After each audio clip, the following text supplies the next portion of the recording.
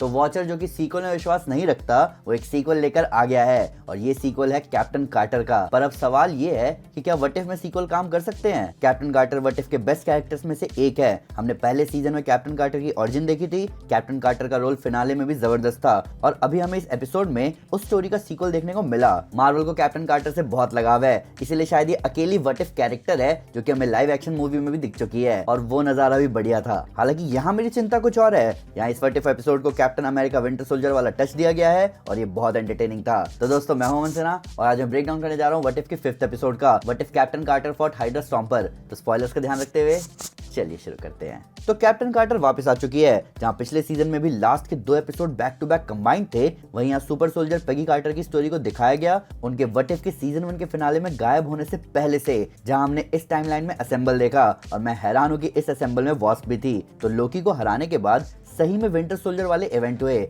उसी दौरान captain quarter गई मल्टीवर्स को बचाने और जहां पहले सीजन के पोस्ट क्रेडिट सीन में हमें स्टीव रॉजर्स दिखा हाइड्रा स्टॉम्पर में, वहीं इस कहानी को हमें यहाँ फर्दर दिखाया गया।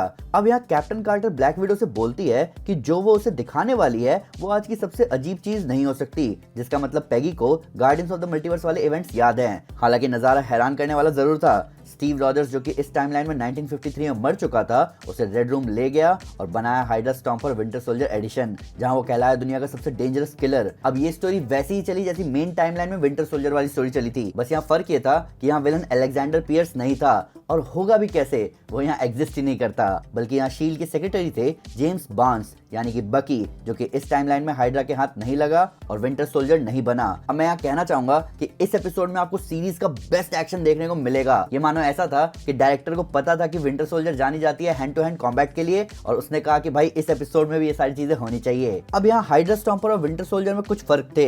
हाइड्रा स्टॉम्पर सूट ही स्टीव रॉजर्स को जिंदा रखे हुए था, हालांकि जितनी बार रेड रूम उसे एक्टिवेट कर रहा था उतनी स्टीव की हेल्थ खराब होती जा रही थी। तो कैप्टन कार्टर सेक्रेटरी बार्न्स के असैसिनेशन को रोकती है, फिर पहुंचती है सेंट किल्डा स्कॉटलैंड, जहां से स्टीव रॉजर्स उसे और विडो को ले जाता है रेड रूम के सीक्रेट बेस पर, जहां हम देखते हैं रशिया में वेस्ट व्यू जैसी जगह जो कि वेस्ट व्यू जितनी ही क्रीपी होती है। यहाँ मिलते हैं मेलिना वोस्टकोव से।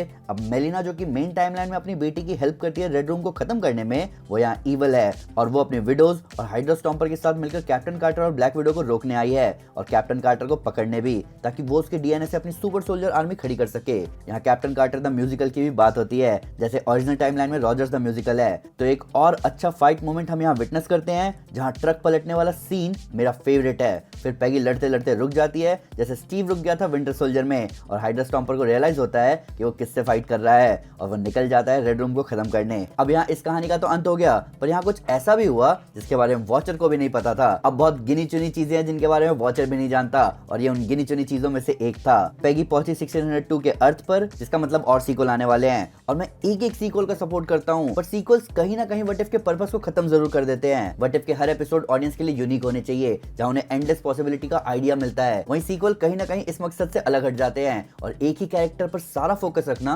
व्हाट इफ का स्टाइल नहीं है। पर जो भी है, जब तक स्टोरी का नेक्सस इवेंट सामने आता रहेगा तब तक व्हाट इफ बना रहेगा। तो दोस्तों ये था ब्रेकडाउन व्हाट इफ के 5th एपिसोड का। मैं सारे एपिसोड कवर करके ही रहूंगा, पर फिर भी मुझसे कोई डिटेल मिस हो गई हो या आपको इसको नया फैक्ट्स वीडियो से रिलेटेड, तो प्लीज हमें कमेंट पे जरूर बताएं। हमारे सोशल मीडिया हैंडल पर हमारे साथ शेयर करें, हम हर जगह हैं।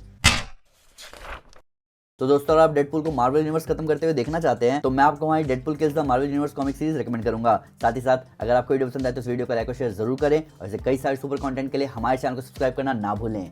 Thank you guys, this is Aman Sinha and you are super super. Piece.